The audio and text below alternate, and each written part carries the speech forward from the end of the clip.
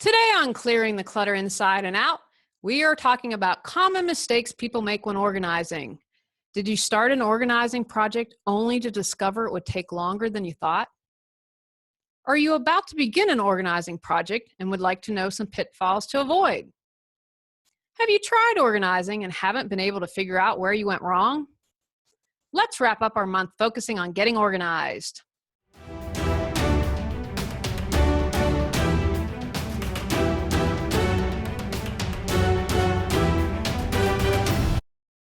Ready to clear your clutter and share your gifts with the world? Every Tuesday at 1 p.m., join award-winning professional organizer, author, and certified life coach Julie Coraccio on clearing the clutter inside and out, as she teaches you how to navigate the waters to declutter your life. Julie Coraccio destroys the box and examines clutter in all areas: physical, mental, emotional, spiritual, energetic, relationships, health, finances, and more. Today, I'm going to talk about some common mistakes I have seen people make. Sometimes I get called in to help a client because they've tried to get organized but have made mistakes and gotten stuck. Here are some pitfalls people make and how to avoid them. I'm going to start off with this: not asking for help or support when you need it. We all have our skills and strength. If decluttering and getting organized aren't yours, consider asking a friend or seeking professional help. I've had several clients who struggled for years on their own before they asked for support. I can't tell you how many clients have said, "I wish I called you sooner." So if you've been struggling for this for years, consider picking up the phone to ask for support. Not tackling at a good time. Especially if this is difficult for you to do it at a time when you're at your highest energy to reduce your stress and address when you're clear-headed and have the energy to take the time to do it right. If you aren't a morning person, don't plan on doing this at 7 a.m. Work with your natural rhythms of your body. Unrealistic expectation of time. This is what I see so much of. You know, we have these TV shows out there like Hoarders, and in 48 minutes with commercials, this completely packed house gets organized into clutter. It's just not realistic. And if you are someone that's never cleared your clutter, I've worked with people who have been storing things and adding to what they have for 30 years. If you've been doing that for a while and you have years of stuff you've accumulated, it's not going to get taken care of overnight, even if you hire someone. Even if you hire someone and they have a team, it's not going to be done in 24 hours. It's also been my experience, the more people release clutter, the easier it becomes. The first client I ever had just did not want to let go of anything. And so we started out in her what I would call bonus room that was above the garage. And so she was someone who's very creative, could do different things like make soap, make cars, but she had all this stuff and there's only so much time. And so we going through the bonus room, boxes after boxes, and I'd open a box and there'd be a little box, and she wanted to go through everything. As I went through, I ended up organizing her and decluttering her entire home. As we went on, the process became easier for her. So she could get to a point where, like, you know what, I got an idea of what's in this box, let's donate it. And she didn't feel the need to go through everything. And again, there is no right or wrong here. So if you want to take the time to go through every single thing, then do it. But just know that that will add to the amount of time that it takes. There is really no measuring stick to say, okay, this job can get done in this amount of time. I had a client a few weeks ago and we got through 2 rooms in 4 hours, and she was shocked we got so much done. She didn't think that we would be able to do that. We worked side by side though. The entire time I worked, she worked. And so 4 hours, we got 2 rooms done. I always say, block off more time than you think you're going to need to get the job completed. Not being in the right frame of mind. You usually want to make major decisions when you're clear and can focus. You're not under pressure, or you have a major distraction such as an illness. A challenge with this, for instance, might be after dealing with the death of someone and needing to deal with the estate.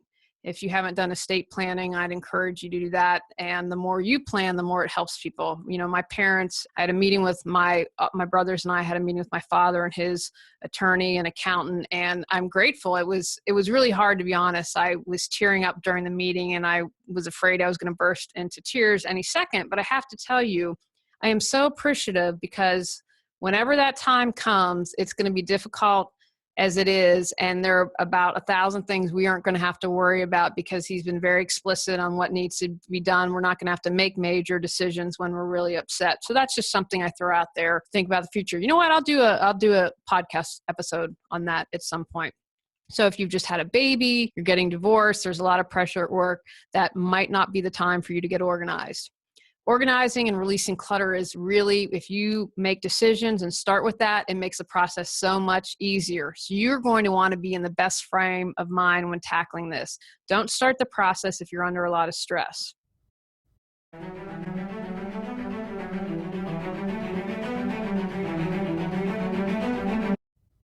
Paid late fees because you can't find your bills? Child miss out on a field trip because of a lost permission slip? Missing out on reimbursements because you can't find your receipts? Go to reawakenyourbrilliance.com to learn how Julie Coraccio can assist you.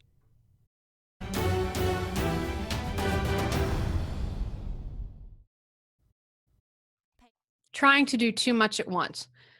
People take on too much and they get overwhelmed, they hit that wall and they just stop.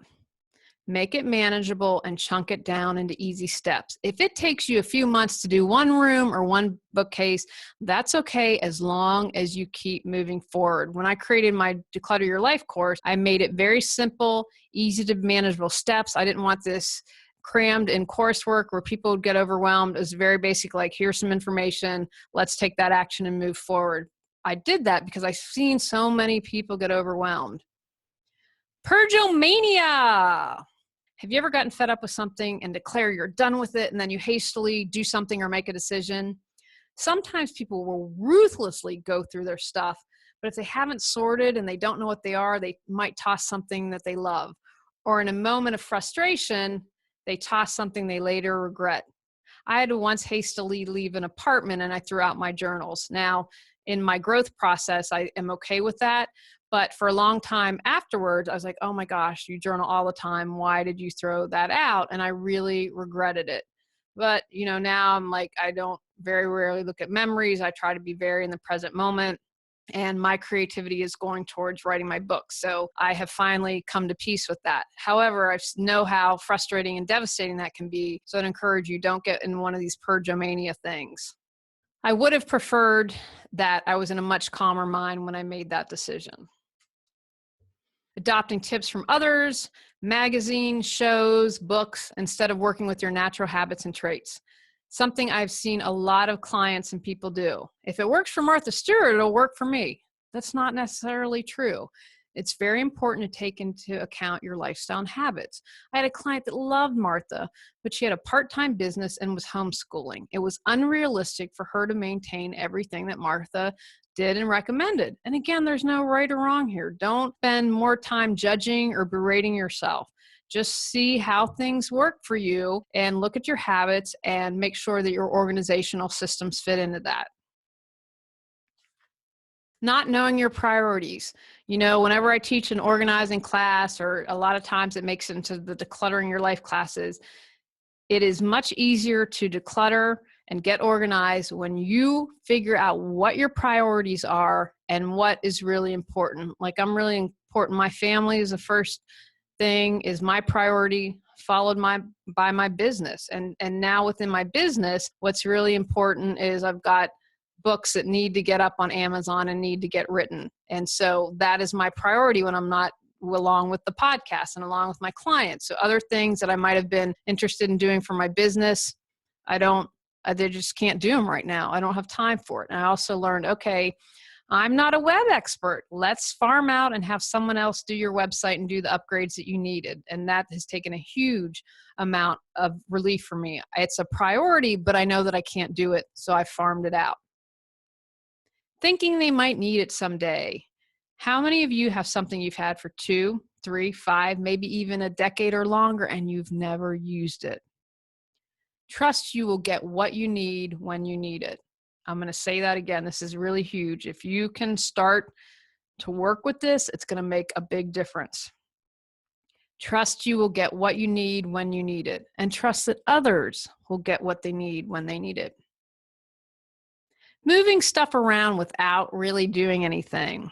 It may seem like you're working and getting things done, but you really aren't.